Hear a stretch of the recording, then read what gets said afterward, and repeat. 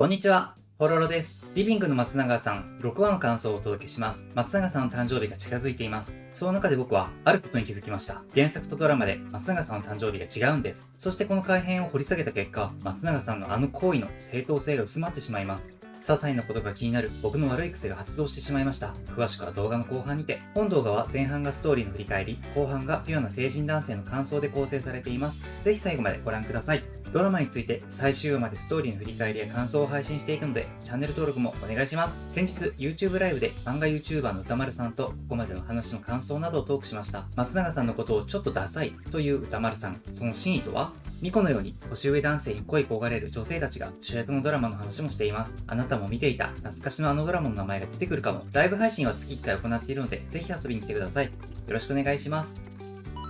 私は松永さんが亮との仲を誤解されたミコ、訂正しようとするも次の言葉が告げません。これ以上は好きを伝えることになってしまいます。それ、松永さんの誤解です。すごい亮が割り込みます。職場が人手不足なのでミコにアルバイトをお願いしたという優しい嘘をつきました。ミコは亮の助け舟に感謝します。松永さんは自分が早とちりしたことを悔やみます。亮がうまくごまかしましたが、早とちり自体は事実です。ミコのことが気になるあまりに暴走しがちな松永さんでした。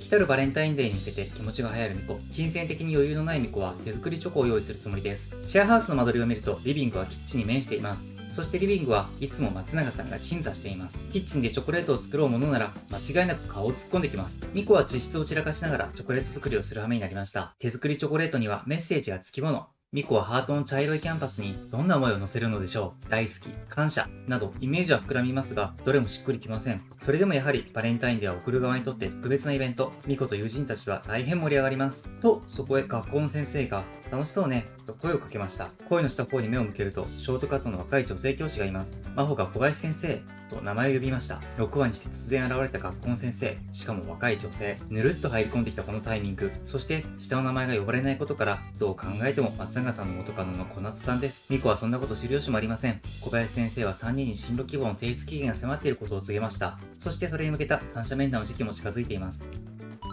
ミコがチョコレートを完成させた夜、リビングでは男性陣が談笑していました。松永さんの早とちりした勘違いを鈴木さんが茶化し、亮が誤解を招くような行動をしたことについて改めて謝罪します。そんな亮ですが、恋愛には意外と積極的。松永さんは、園田さんに告白されたらどうするんですか？ライバルの出方を真正面から確認します。ミコは焦ります。亮は、ミコが松永さんに好意を抱いていることに気づいたようです。松永さんは、なんでそんなこと聞くんだと率直に不思議そうにします。松永さんの反応を確認した亮は適当にごまかし話題を変えました。そもそもシェアハウス内の恋愛が認められているのか？鈴木さんは特に禁止されていないと言います。ただし交際に至った場合はどちらかが家を出ていくという不分率があるようです。そこで松永さんの過去が掘り下げられます。実は松永さんは過去にシェアハウス内で恋愛をしていました。その時に小夏はシェアハウスを出る道を選んだのでしょう。松永さんに恋人がいたことを知り、ミコはショックを受けます。俺29だぞ。松永さんは確かに年齢を重にして過去の恋愛を匂わせていました。それでもウブな女子高生のミコの心には応えます。悩めるミコに小林先生が声をかけました。年齢の近い同性の教師だからか、ミコは恋の悩みを打ち明けます。話を聞いた小林先生はエールを送りますが、よくよく考えてみれば、それだけ年の離れた男性との恋を応援していいのか、と自問します。社会的規範にのっとるなら、女子高生と30歳の社会人男性の恋は非常識です。一線を越えると罪に問われます。教師としては止めるのが無難なのでしょう。しかし小林先生は教師としてではなく人生の先輩としてアドバイスを送りました。チャンスなんて何回もないよ。過去の恋愛でチャンスを逃した経験があるのでしょう。自身の失敗を踏まえ、後悔しないためにも自分の気持ちに素直になるようミコにエールを送ります。ミコは小林先生に相談したことで再び前を向くことができました。学校からの帰宅途中、母から電話が来ます。なんとシェアハウスに向かっているというのです。理由は三者面談に参加するため、小林先生からミコの進路が決まっていないことを聞いて心配した母は、予定していたオンラインミーティングではなく、直に話すことを選んだのでした。その日はミコの部屋に泊まると言います。シェアハウスに戻り、そのことを同居人たちに伝えます。松永さんはあからさまに興奮していました。保護者としての責任感に燃える男、松永さんは、ミコの母に安心してもらうことが自身に課せられた重大な使命と捉えている節があります。散らかり放題の部屋を見て、呆れ、叱咤し、急いで準備を整えさせました。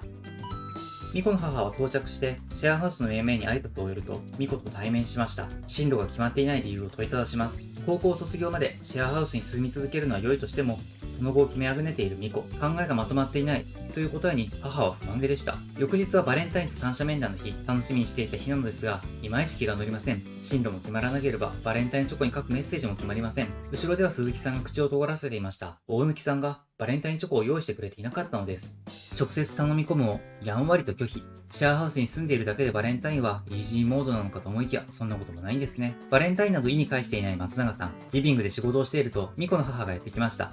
シェアハウスでの母親役、松永さんと話をしたいようです。言葉を交わす中で、話題はミコのことに、ミコのこちらでの頑張りを松永さんは嬉しそうに話します。それを聞き、母は思います。ミコが進路を決められないでいるのは、松永さんをはじめとしたシェアハウスの住人たちから刺激を受けたためだと。それは、ネガティブな感情ではありません。父の進路は新しい道を模索し始めたミコなりの前進なのではないか、と松永さんに話します。松永さんも理解したようにうなずきました。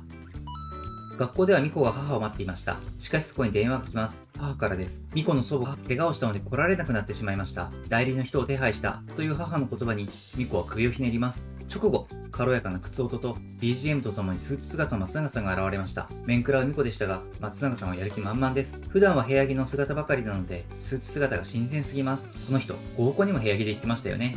二人で順番を待つさなか、ミコはチョコレートを取り出します。俺に？少し驚きつつも、松永さんは嬉しそうに受け取ります。しかしそのチョコレートには、不自然などでかい空白がありました。ミコは入れるメッセージを決めきれませんでした。松永さんは、伝えたいことがありすぎて、というミコの話を聞き、答えます。じゃあ、ミコの中で決まったら、それ書いたチョコくれよ。さりげなく次のチョコの予約をし、ありがとな、とお礼を付け加えたのでした。松永さんの返答がたまらなく嬉しかったミコ。その時、名前を呼ばれます。三者面談の順番が来たのです。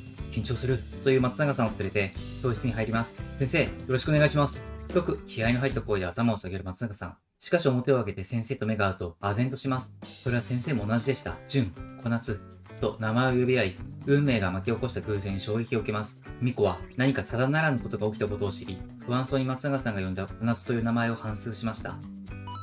5話からの引きで愛の告白を匂わせたまま始まった6話でした。結果的に好きの2文字を告げることはできないまま、亮に助け舟を出してもらうこととなりました。いや、あれはミコに好意を抱いている亮がそれ以上言わないようにしたのでしょうか。結果的にミコは救われる形になりましたが、実は原作漫画では結構序盤で好きを伝えています。原作の亮はドラマと全く違うキャラクターなので、助け舟も妨害もなく、ミコはドストレートに気持ちを伝えたのでした。大人の松永さんには本気で受け取られなかったのですが、そこから少しずつミコを意識するようになっています。動画の前半でも話した通り、細かいことですが、漫画とドラマでは松永さんの年齢と誕生日が違っていることに気づきました。漫画では描かれている季節が夏で、松永さんの誕生日は8月です。次の誕生日で28歳になります。対してドラマの季節は冬、松永さんの誕生日は2月です。年齢は30歳になります。ドラマの放送時期に合わせた改変ですね。また、バレンタインデーという製菓メーカーを仕掛けた反則イベントに便乗できます。きっと松永さんや鈴木さん、両にチョコレートを送りたいファン続出。これにはスポンサーもにっこりです。そして松永さんにはとても暑がりという設定があります。こちらがそのエビデンスとなる原作漫画を描いた岩下恵子先生のポスト。教えてくれたアリーさんありがとうございました。つまり夏という太陽の主張が激しい季節と暑がりという体質がマッチングした結果、漫画版松永さんは所構わず脱衣していることになります。対して冬という季節にもかかわらず、やたらと脱ぐドラマ版松永さん。夏という後ろ盾を失った今、彼の脱ぎ癖は女子高生の前でひたすら肉体美を披露しているだけの変態性を帯びてきます。いや、実際はただのファンサービスという側面が大きいのでしょうけどね。年齢は漫画よりも年を重ねた設定に。これは現在29歳の中島健人さんの実年齢に合わせたのでしょうか。もうすぐ30歳になる松永さん。恋愛対象が20代ではなく30代というのは、年齢というステータスにおいて大きなディスアドバンテージに思えるのですが、若い女性にとっては逆なのでしょうか。20代のところの香取慎吾さんが早く30代になりたいと発言していたのが今なら納得できます。今日のコロロは皮肉っぽいなと思いました。松永さんに嫉妬している？そうですよ。最近 X で僕の動画をきっかけにリビングの松永さんを見始めたとお声掛けいただきました。こちらのやーや先生、普段はドラマを全然見ないとのことなのにきっかけになれて嬉しいです。ありがとうございます。やーや先生は毎日誰かの心に残る発信をしています。とても綺麗だし、X では僕も YouTube とは違った姿とトーンで発信しているので、ぜひ覗いてみてください。今回はドラマリビングの松永さんの第6話を振り返りました。男性視点での感想が気になる方はぜひチャンネル登録をお願いします。いいねやコメントも大変励みになります。一緒にドラマや俳優さんを応援しましょう。TVer では見逃し配信が行われています。こちらは無料なのでぜひもう一度どうぞ。Unext では定額見放題で配信中。見逃しすぎてしまった方、CM を挟まずに見たい方はこちらへどうぞ。初めての方は最初の1ヶ月が無料で見られます。僕も Unext で見ています。それでは次回もお会いできますように。バイバイ。